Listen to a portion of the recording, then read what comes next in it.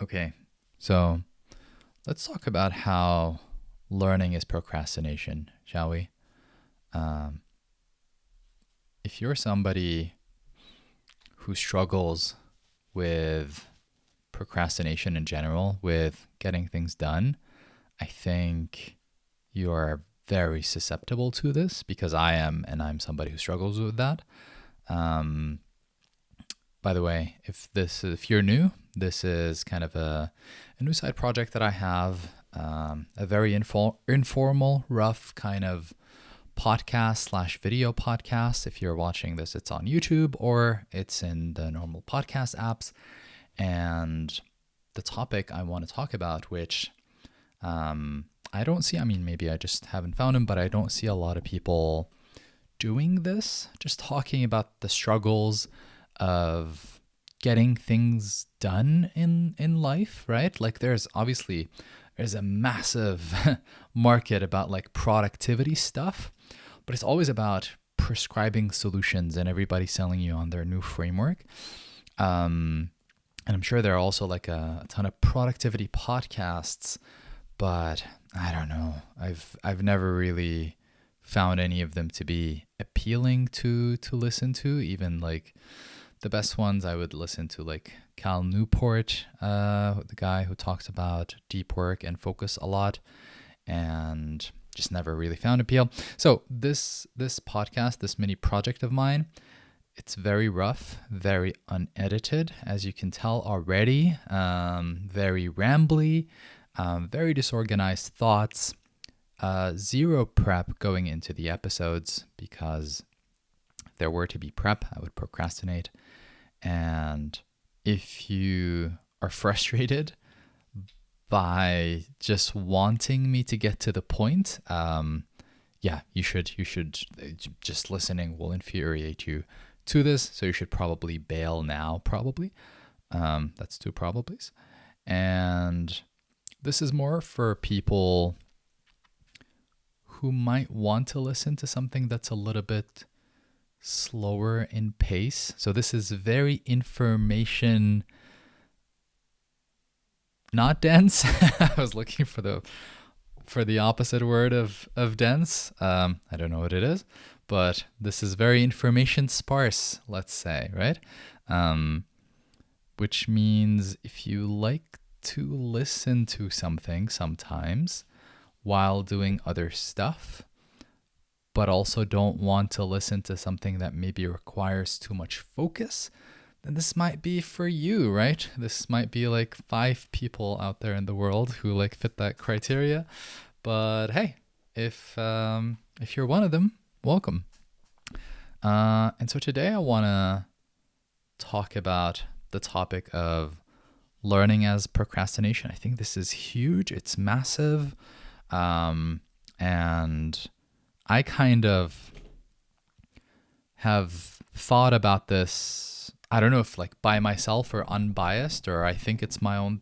I thought that it was my own thought, but maybe I took it from somebody else. But anyway, like I've definitely like felt this and thought about it without, directly correlating it with something that I've seen or read before. But also after that, I've seen people in the, let's say, self-help space talk about it. Mostly Mark Manson, the guy who wrote The Subtle Art of Not Giving an F. And he said that learning is the educated person's favorite way to procrastinate, right? Which I strongly, strongly agree with. I think whenever in this age, kind of like information age, I sound very old when I say that, I feel. But in this kind of information of ubiquitous information everywhere, I think a lot of us have preconditioned ourselves to Google anything, or these days ChatGPT anything that we want to start, to say like, all right, what's the best way to get started? And I think it's driven by a sense of like, well, not wanting to feel confused, wanting a shortcut, wanting to find the fastest, easiest, most efficient way to get something done or to get started with something, or the best way to work towards a goal or accomplish a goal, right? And so no matter what your goal is, I've spoken about my goal. This is episode 3 of this mini project. And sorry, something was stuck in my throat and there's no editing, so this is going to have to stay in. But yes, sorry, lost my train of thought. God, where were we? Yeah, learning as procrastination. Yeah, we just Google things to find out the best way to get started. And I was saying, yeah, now I'm back. I've spoken about this in the first 2 episodes of this, where I talk about my struggles with learning German as somebody who has lived in Germany for 8 years and knows speaks. I can't even say speak very basic German. Know very basic German. Not enough to hold a conversation, right? Barely understand a lot of what's being spoken around me. I've spoken about that struggle and a couple of others. But whenever we want to do something, we would Google all right, what's the best way to learn the language? Or what's the best way to pick up a new skill? What's the best way to do this and that, right? And we always kind of turn to information as the first thing that we'll focus on when we're trying to quote unquote get something done. And more than ever now, there's a course for everything, and there are probably many books on any topic that you want to explore. A lot of YouTube channels. ChatGPT will drown you with information about whatever it is that you want to learn. And I think, the information is obviously useful. The trap is that people who are prone to procrastination will use it to procrastinate almost indefinitely, if not literally indefinitely, or make so little progress that it's effectively infinite procrastination, and just kind of get preoccupied with information hoarding to the point where I've noticed this in myself. It's I'll learn about a topic that I'm interested in, and then I'll kind of get bored with it and I'll move on to the next thing. And in the past, I used to see that as this was such a valuable use of, or such a good use of time. And I picked up a lot of valuable information, and I used to see it as all right, that was a good investment of time, whereas I don't anymore. Because if I never actually use that knowledge or whatever it is I learned and apply, then I think it's kind of a waste. Sure, it might come handy here and there, but it's probably so uncommon definitely to the point where it doesn't justify the amount of time I'd spent on it in the past. So I think this is a massive, massive topic today, and it's only ever going to get worse.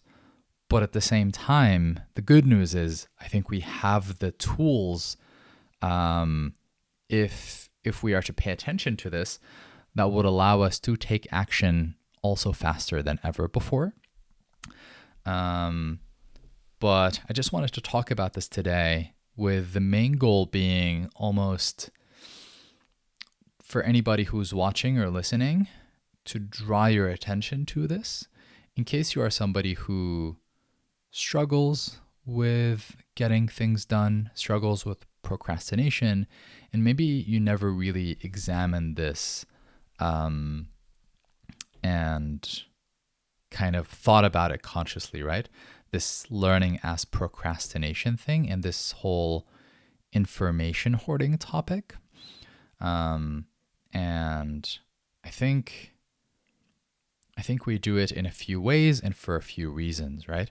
By the way, sorry for the audio version of this. I have a cup of tea in front of me, and I don't want it to go cold, so I'm going to be drinking my tea as I go along here. But I'll try not to slurp because I know that's a very annoying sound to hear, especially when I'm like very close to a microphone, right? But yeah, if I go like weirdly silent for a moment, I'm probably taking a sip of tea. But yeah, so we do it in a few ways, right? Again, I know this is very scatterbrain, and I'll forget something in the middle of talking about it, and then take a few moments to recollect my thoughts. But like I said, I do this with I only have the topic when I start, and I know like vaguely what I want to say, but I won't have it organized, so it will come out very messy, very long-winded, but it is what it is, right? That's the only way I'm ever going to be able to do this and not procrastinate on this, because again, if there's any prep, then it's just going to be impossible for me to make these videos. But I just have like a stack of sticky notes in front of me just to at least maybe like try to get better about not being super scatterbrain and be able to circle back maybe to the main topic if I end up going on a tangent.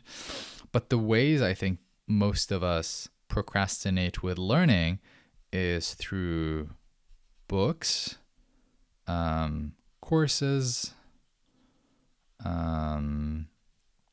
slash training, right? That's the same thing. Slash, I guess, content, right? So that would be YouTube. I don't know if people like learn on TikTok. I think some people like to convince themselves that they learn things on TikTok or Instagram, but they probably don't.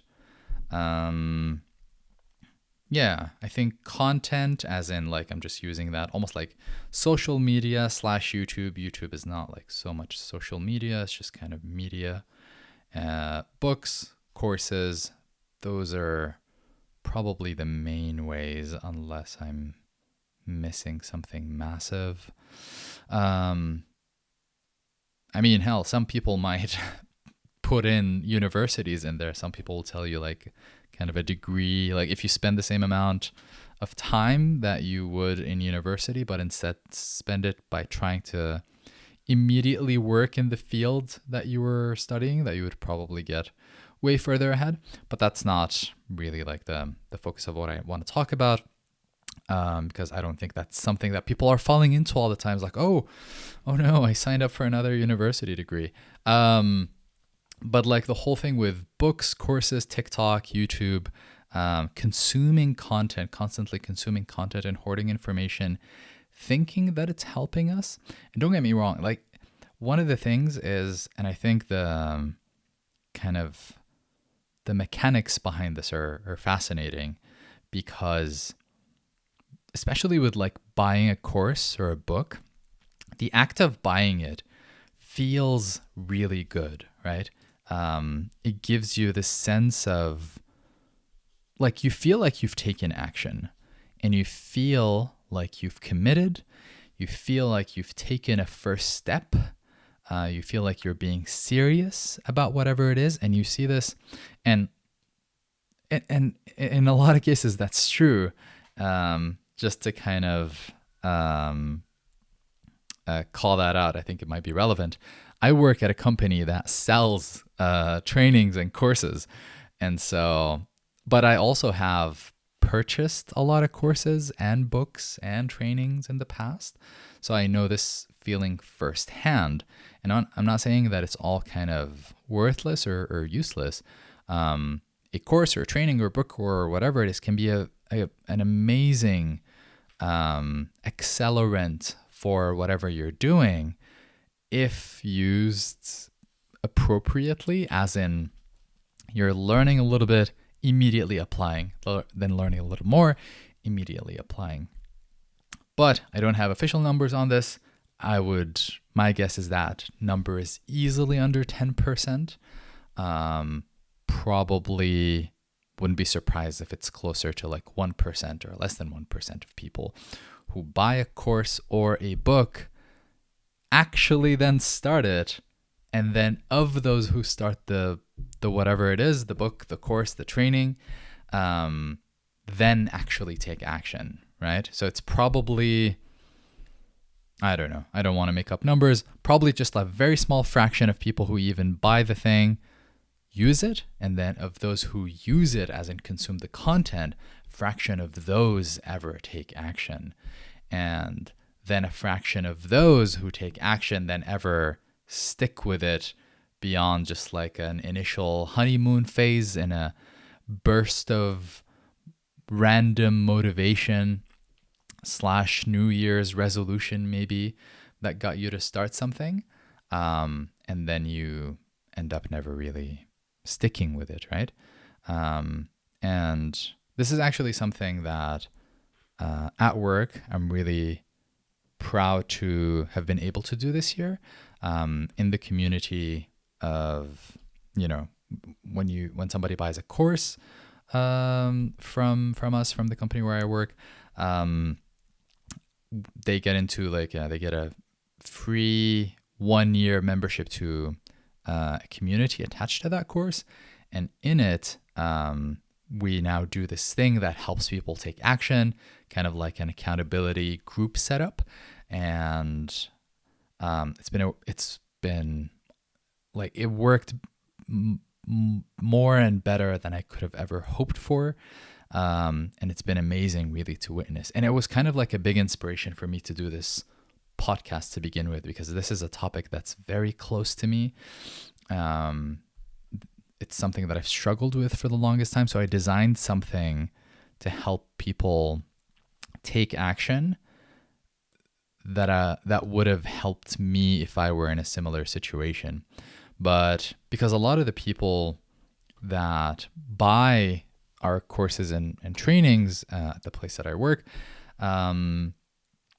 they do it, I mean, for a variety of reasons, but a lot of them are like, they're trying to learn a new skill, or they're trying to move from one career to another, and they're trying to use our trainings and our courses as the way to do that, essentially. And they're like these massive investments for a lot of people, because they're not cheap. And the trick is just not falling into the trap of stopping there. I've spoken in the first 2 episodes of this about, how hard it is to go from 0 to 1, to actually take that first step. And then I've spoken about actually how, for a lot of procrastinators, it feels like you're having to move a mountain out of the way to actually get something, to get started with something, right? And a lot of times you get frustrated because once you start, you're like, why am I such an idiot? Why was I procrastinating on this for so long? That in a lot of cases, this will probably be familiar if you're somebody who procrastinates a lot. Like, you stress about the thing for way longer than it actually takes to do the thing. Like, I'll be stressing for hours, sometimes days, for a task that takes like an hour, right? Which is very dumb in retrospect. But me knowing it does not automatically means that it doesn't happen. It still happens. But yeah, so I've spoken in the past about how hard it is to go from 0 to 1. And then after getting started, still you get like now a new set of challenges, that it's no longer about the starting, it's something else. Sometimes just like the act of starting, when we're talking about a small scale thing, is really like just the kind of the boogeyman disappears after you start, and it kind of gets easier. But for a lot of things, it doesn't. And it's only like the first step of 1,000 steps. And it's hard all the way through, not just the first step. And so that's definitely the case with something as massive as career change.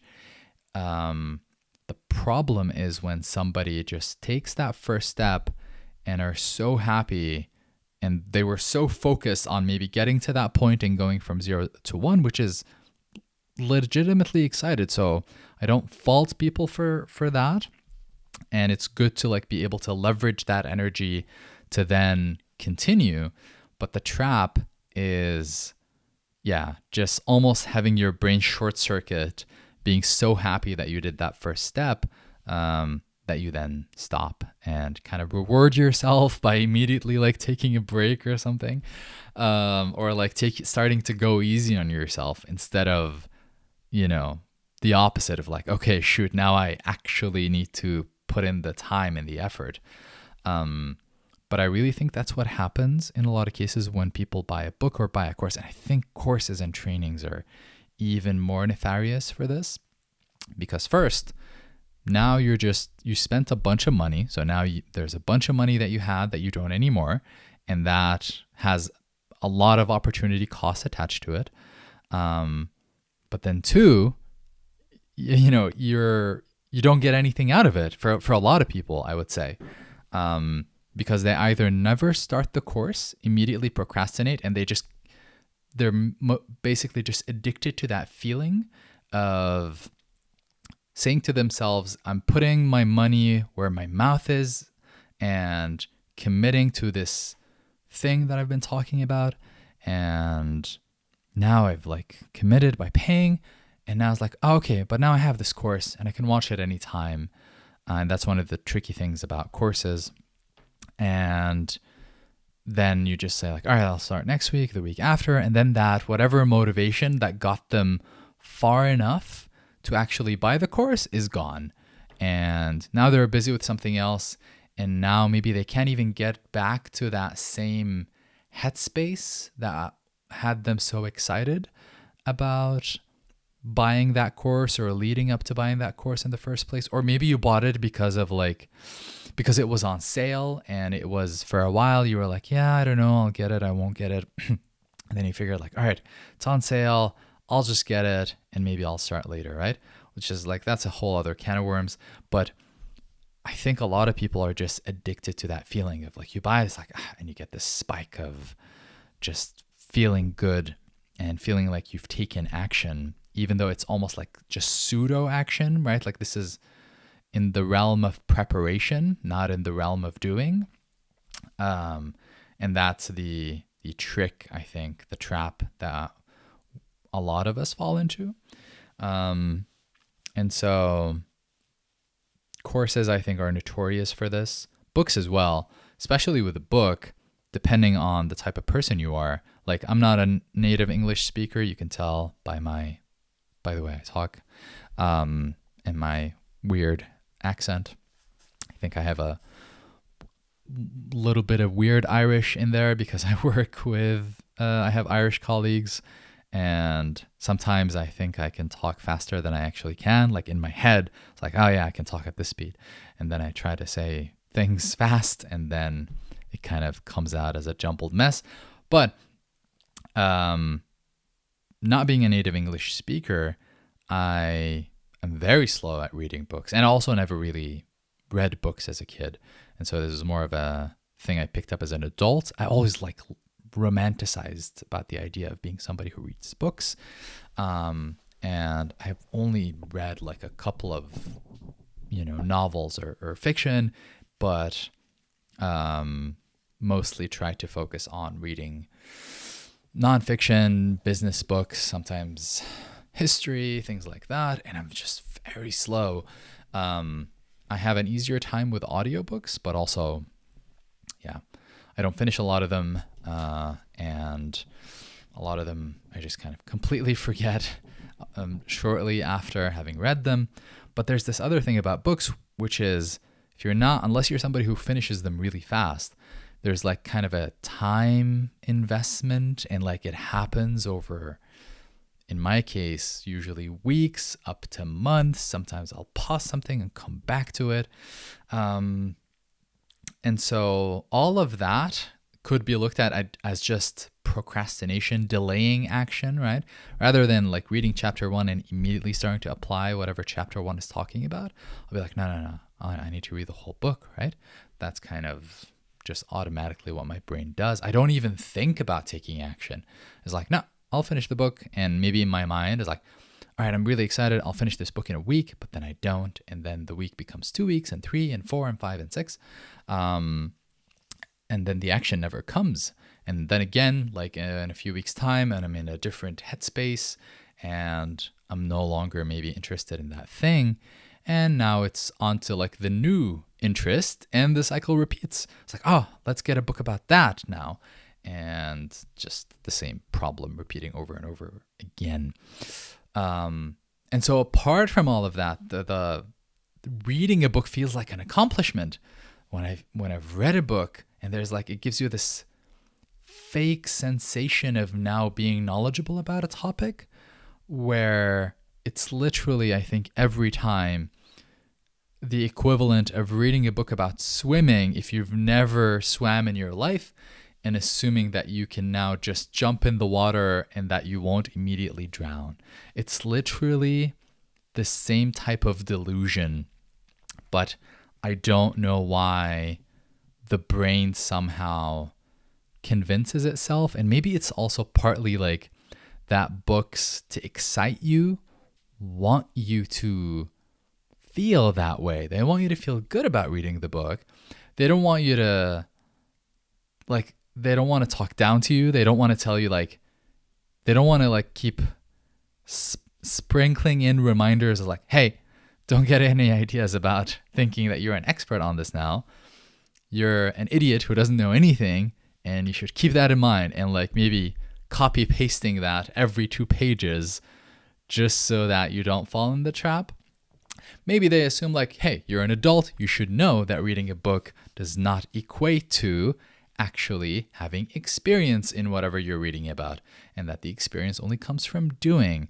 Like, I think, you know, if an author ever like listened to this, they'd be like, what, like if I needed to explain this to you, then maybe you're too stupid to read the book or something, right? But I think like, yeah, something there is like, it's a mix of either this is so basic that it doesn't really need to be stated and it's kind of just assumed knowledge or taken for granted, or like there's actually also a vested interest in making things, making like the book, or like the book making you feel very accomplished by reading it, so that you'll like be happy that you read it. You'll give it a reading. You'll recommend it to people, right? Because it gives you that sensation that you're now so much more. You feel like an educated person, right? I think that's a part of it as well. Sorry, taking a sip of tea. It's getting colder. I think I'm waiting too long between the sips, and I don't know if you like. I don't know if you drink tea, but I really don't like drinking like lukewarm tea, room temperature tea. It needs to be like really hot for me to enjoy it.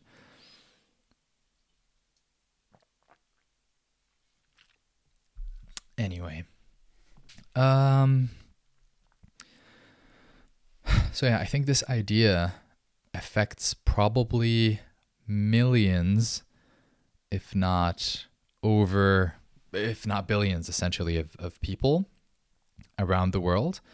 This idea of information hoarding.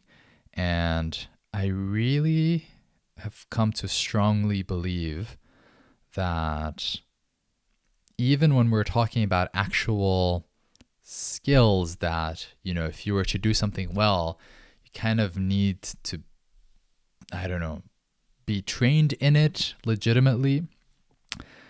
I really think nobody needs a book or a course to get started with something. And I think the place for something like that probably comes much further down the line, if for nothing else than just to validate that this is something that you're actually going to stick with, that this is something that's relevant, that's useful, and then you bring in the education element only as a multiplier for action. not a replacement and a way to procrastinate. And I wanted to talk about this today for anybody who's listening, to draw your attention to this and replace the faulty model of assuming that, okay, when I want to pick up a new skill or want to get better at something or want to progress my career, which involves learning new stuff, getting better, like these are all good thoughts that you might have. So like, all right, we're in like the AI age. I can't be stagnant. I'll get replaced with AI unless I keep myself relevant. And that could be learning about AI itself and like how to leverage these tools and blah, blah, blah. And maybe then you take a course about like, how do I get good at spinning up AI agents for my field or industry? And that's how I stay relevant. And then you take a course on that, and then you fall into all the things that we're talking about. Or you read a book on the topic and you fall into all the things that we're talking about.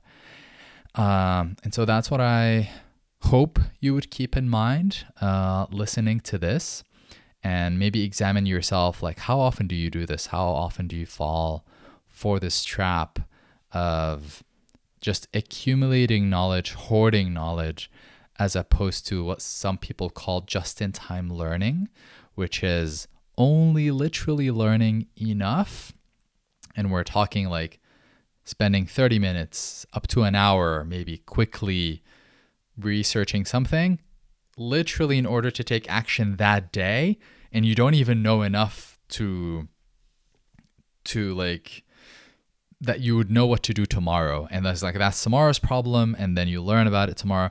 Obviously it doesn't need to be literally that every single day learning for that day. But like, if it is that, that's probably a better place to be than the other extreme. If we can strike the perfect balance, being at the extreme of like, I literally only know enough for the next hour or two of taking action, is probably better than hoarding information that would be enough for you for weeks or months of taking action, but then never actually taking any action, right? So, sorry. So yeah, that's pretty much the idea I wanted to talk about today. Somehow I made it already to 32 minutes talking about this. So I think that's a good place to wrap it up. I think this is like, this could easily have been episode 1. I think this is probably a topic that I'm gonna come back to again and again and again, and talk about it in different ways or different examples. But it's been something that's on my mind for weeks and months, and I keep thinking about it. And I'm glad now that I have this project as an outlet for these thoughts. And that's the point of this project. I wanted it to feel like you're hanging out with, like how you would hang out with like a friend or a colleague or somebody that you like to talk to, and just discuss this topic of getting things done, for people who struggle with that, for people who have ambitions and goals and want to make progress on various areas in their lives, but they struggle with that.